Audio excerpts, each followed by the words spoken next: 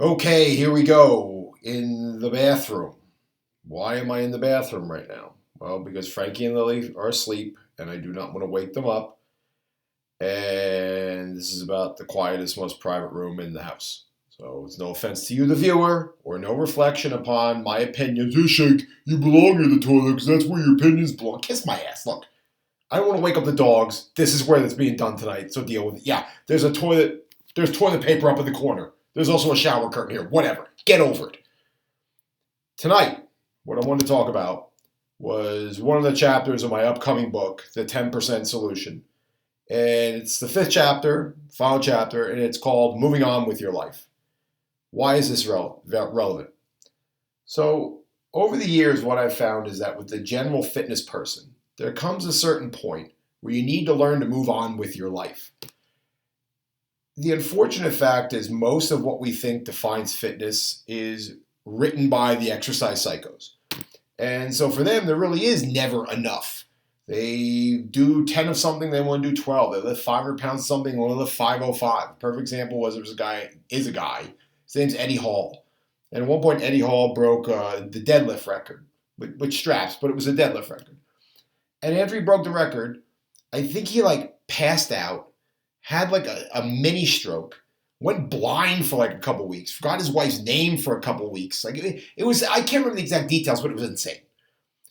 And despite all of that, the first thing that people asked after he broke the deadlift record was over 1,000 pounds. People said, who's going to break his record? Despite that guy almost died doing this. Now look, I've said this before.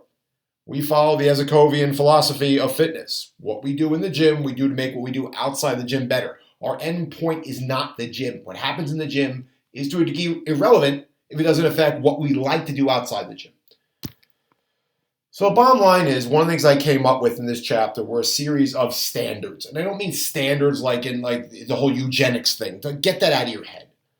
What I meant by standards is over these years, what I found is there's certain weights that if people can lift, on average, lifting more weight will not help them make what they do outside the gym any better.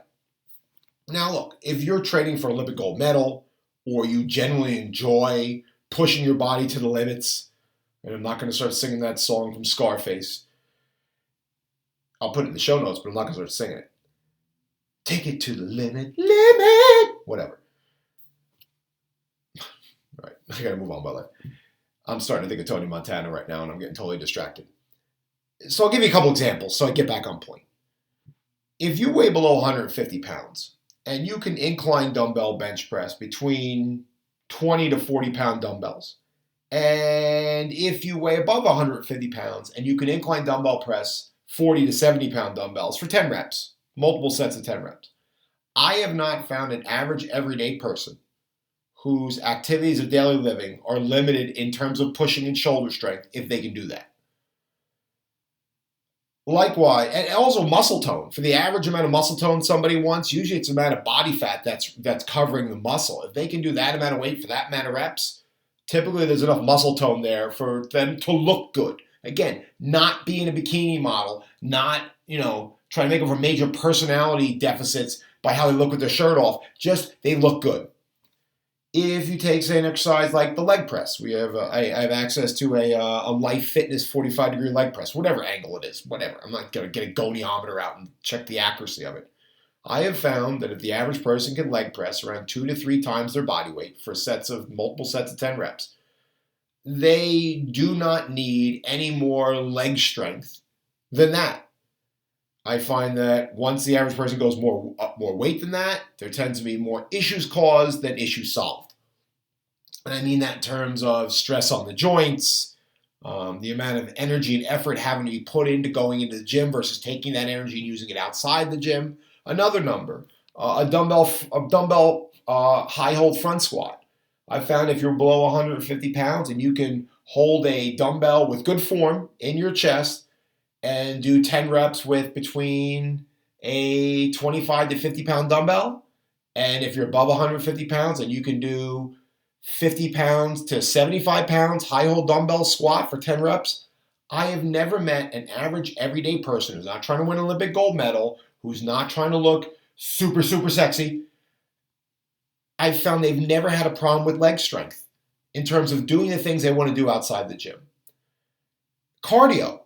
There are people who run every day, multiple times a day. Got that whole thing with the Orange Theory fitness video. I have found that if you can do 4 to 5 days a week of about 30 to 45 minutes, again, it's going to depend on your intensity. If you're going higher intensity, you're probably going to go shorter. If you're going lower intensity, you go longer. But if you can do 4 to 5 days a week at 30 to 45 minutes of cardio, outside of retaking Omaha Beach, and I've got stories about that, I don't want this to go on too long. Outside of retaking Omaha Beach, you really don't need more conditioning than that. And if you're trying to lose weight and you're doing that amount of cardio, it's probably something other than your activity levels that are holding you back from losing weight. Again, the reason why I came up with these is because so much of what drives the exercise world is not what serves my clients.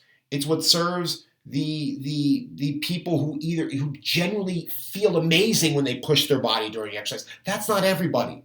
I'm telling you right now, I understand the toilet paper is distracting, but just focus on me, right? We do not want to wake up Frankie and Lily. The video will have to stop. Lily will not stop until you come back downstairs and go to bed. Here's the deal.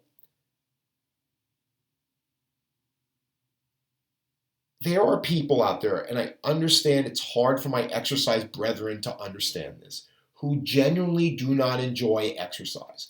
When your heart gets pumping, when your muscles start burning, it feels like Arnold said in Pumping Iron, it feels like I'm coming, okay? That's what he said, not me. I've never felt like that, by the way, but it feels good, right?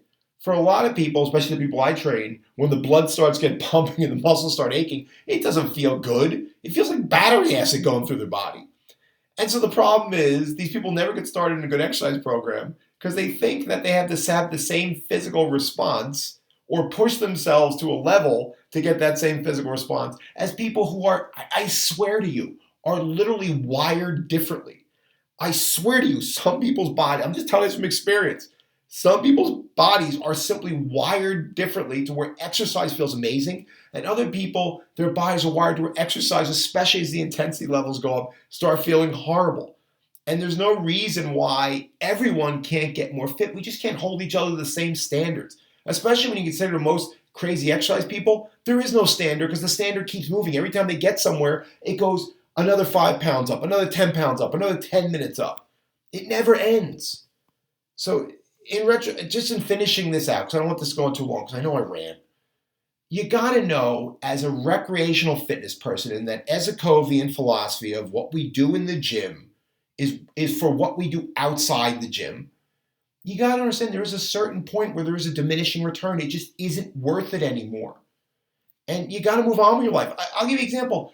If I have a client who do a really, really solid bodyweight split squat for 10 reps through a full range of motion to maintain their balance, I have not had to have clients do rear foot elevated split squats with 50-pound dumbbells in each hand in order to be able to have more energy and do the things they want to do outside the gym. Well, what should we clients sit and lay in bed all day like Grandpa Joe from the chocolate factory? No. First off, my clients aren't pariahs. They don't welch off the system and lay in bed for 20 years like Grandpa Joe for that low life from Willy Wonka. Right? He's got a golden ticket. All of a sudden he can move. Well, maybe he can work, Grandpa Joe. And that way your daughter doesn't have to clean laundry with an oar. Right now, also I'm getting on movie rants. The reality is that you just understand a great deal of people who drive the standards in fitness, there's something wrong with them. Or there's nothing wrong with them and they just really have a physiology that responds well to exercise in terms of results or biofeedback. They feel great when they do it. So those are the numbers. Again, it's going to be somewhere in about the 20 to 40 range, 25 to 40 range. Incline dumbbell presses for multiple sets of 10 if you're below 150 pounds. If you're above 150 pounds, it's going to be about like 50 to 70 pounds. Again, there's a diminishing return after that. And by the way, if you started with exercise late, say you're like older, or you have certain limitations in terms of your physiology or past injuries, these numbers aren't absolute.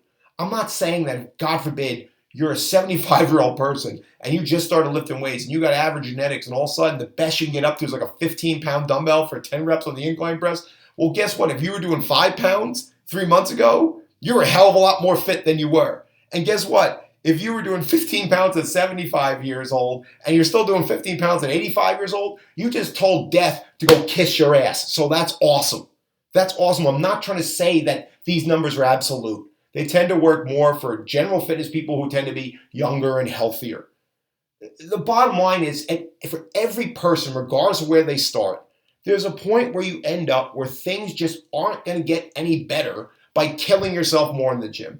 And that's what we're trying to get across here. At a certain point, just like with this video, I got to stop rambling. You got to know when to move on with your life. And if that pisses off the psychos in exercise that have all these standards of what everyone's got to be, then go kiss your ass. Because guess what? You've been paying those bastards $60 billion a year in the fitness industry, and people will just keep getting more overweight and more out of shape. Because you know what? They only know what works for them, and they can't think outside themselves for 5 seconds and not realize that not everyone's got a major emotional problem. All right? They think is going to be solved by lifting more weights. That's it. This video is over. I'm now taking out my own advice, and I'm moving on with my life, and so should you.